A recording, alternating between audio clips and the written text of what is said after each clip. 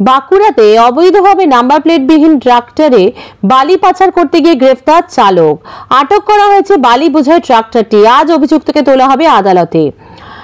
বাঁকুড়া জেলার ইন্দাস থানার খোশবাগের শুকোপুকুর মোড় থেকে অবৈধভাবে বালি বোঝাই একটি নাম্বারবিহীন ট্রাক্টরকে আটক করেছে পুলিশ। গ্রেফতার করা হয়েছে চালককে। চালকের নাম রাজু মাঝি, বাড়ি ইন্দাস থানার পাত্রগাতি এলাকায়।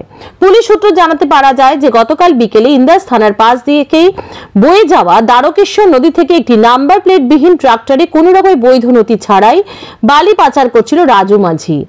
এবারে ইন্দাস থানার খোশবাগের শুকোপুকুর মোড় সংলগ্ন এলাকায় ট্রাক্টরটি নজরে আসে ইন্দাস থানার দায়িত্বপ্রাপ্ত এক অফিসারের।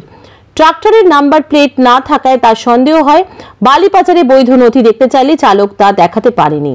এরপরে ওই বালি বোঝাই ট্রাক্টরটি আটক করে পুলিশ। গ্রেপ্তার করা হয় চালককে। আজ অভিযুক্তকে বিষ্ণুপুর মহকুমা আদালতে তোলা হবে ইন্দাস থানার পুলিশের পক্ষ থেকে। বাঁকুড়া থেকে সত্য নিউজের বিশেষ রিপোর্ট, আপনাদের সঙ্গে আমি দুর্বা। পুলিশ আটক করলো আছে বালি বলছিলাম, চালান থাকে না না কোথায় নিয়ে আসছিল বালি? ব্রিজ ঘাট থেকে। হ্যাঁ, ব্রিজ ঘাট থেকে। ব্রিজ ঘাট থেকে?